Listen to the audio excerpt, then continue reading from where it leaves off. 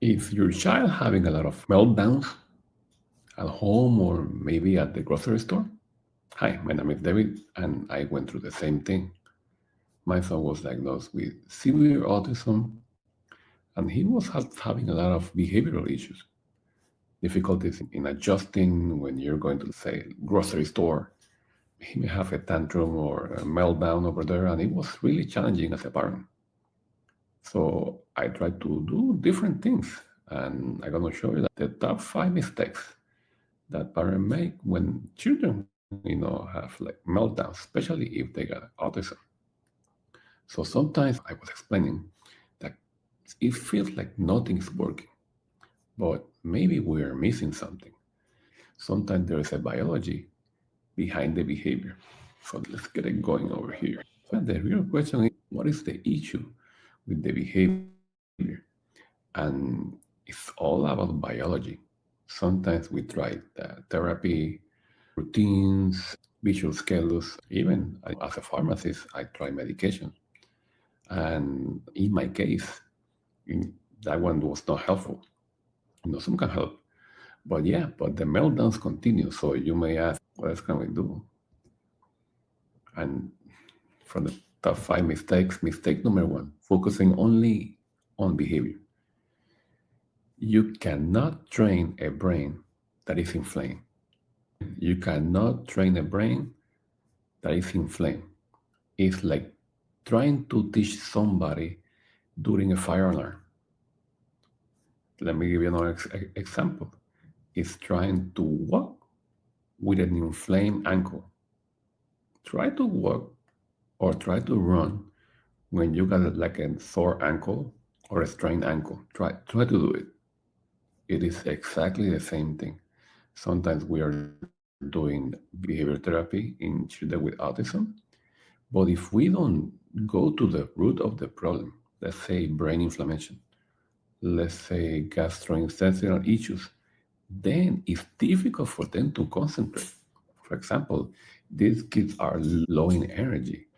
So the brain, the level of energy is going up and down. So it's very difficult for them to concentrate. So it is crucial for you to help with energy. And like we discussed, supporting inflammation, and they're pretty deficient in nutrients, very low in vitamin D, in omega 3. So what we can do is definitely we need to calm to get the fire first. We need to calm the inflammation down. We need to balance that low level of energy in the brain. Very important. If we don't do that and we just ignore that and we just do therapy, then it's difficult. Now, if you do it the other way around and you help with the biology, now therapy is going to take over and it's going to be really helpful. But if you don't do the biology, if you don't help with the biology, and the other way around, if you increase issues with the biology, for example, and doing something that can be inflammatory or giving food that are inflammatory, then that's going to be worse for their behavior. So yeah, this is something that we're going to talk about. So the first mistake is focusing only on behavior. Go to the second here. Mistake number 2, ignoring the gut health. This is so important. Ignoring the gut health. It's like 91% of kids with autism, they got issues in the gut. We may have diarrhea, constipation, bloating, and usually they have deficiency of enzymes, enzymes that help with absorption of nutrients. So because they don't absorb nutrients that well, then they got gastrointestinal issues, and the gut is connected to the brain.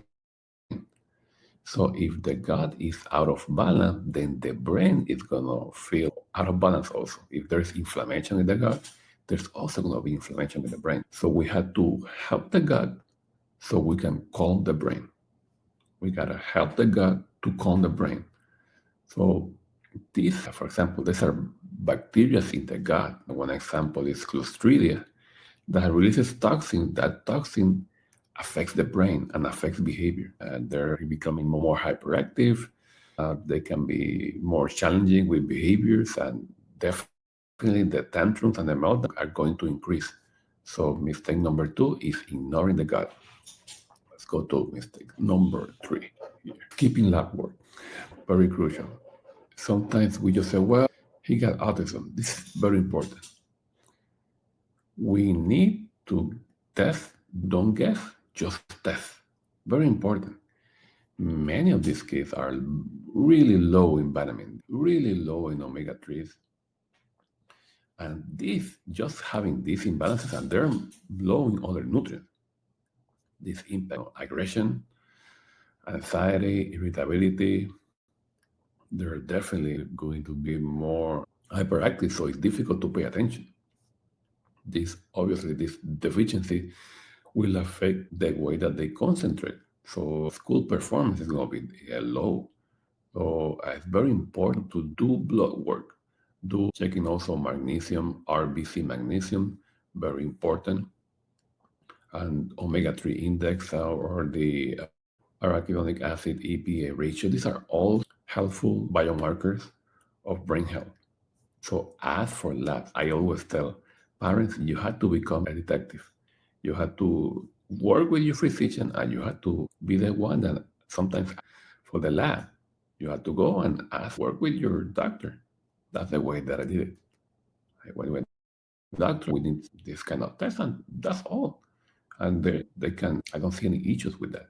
So very important, don't guess, just test. Very important. So let's keep it. Let's go to the next one here. Mistake number 4. Yeah, this is very, very crucial right here. A lot of people, they just give up. Sometimes in this society, we are in a kind of a microwave society. Everything we want to do it faster. We don't like to wait, and that's I included myself. Indeed, but with health and with brain health, it takes time. And changes in diet, and also if you're taking supplements, that takes time. And most of the people quit in a few weeks. Oh, let me try this omega-3 supplement. But they just try for a few weeks. Oh, that doesn't work. Or let me try to take vitamin D. That doesn't work. If you take it for a few weeks, definitely that's not going to work because it takes healing the brain and to help the brain work properly, it takes months, not weeks. For example, I had a case of an adult with severe autism, and he was on taking risperidone and psychiatric medications. And it took 24 months for him taking omega-3 supplements, but at a good dose, high dose, guided by the physician, and also vitamin D at a healthy dose. And it took months, several months. So if you have tried it just for a few months, that doesn't work. So you need to be consistent. You need to be patient to see the transformation. And it happened. I can tell you, your family will thank you for all the consistency that you have shown, in all the different steps that are necessary to achieve good results. So that's mistake number 4. And mistake number 5 is thinking that it's just autism.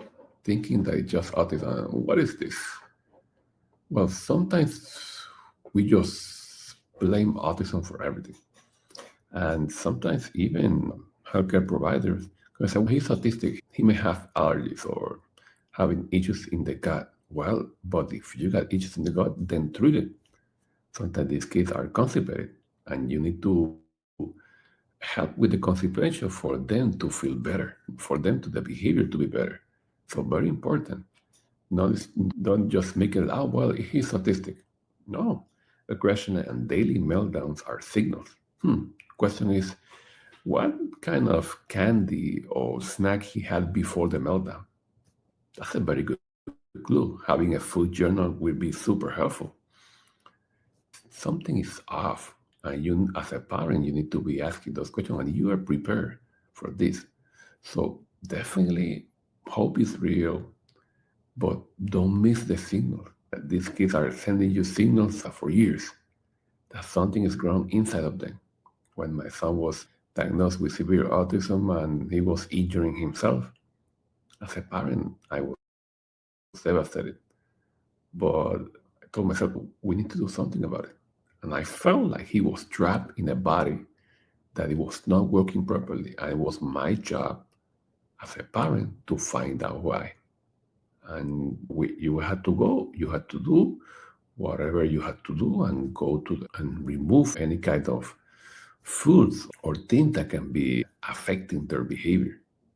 And it took a while, but it helped us in a big way. Now my son is doing great in school. Academically, he's getting good grades and playing multiple sports.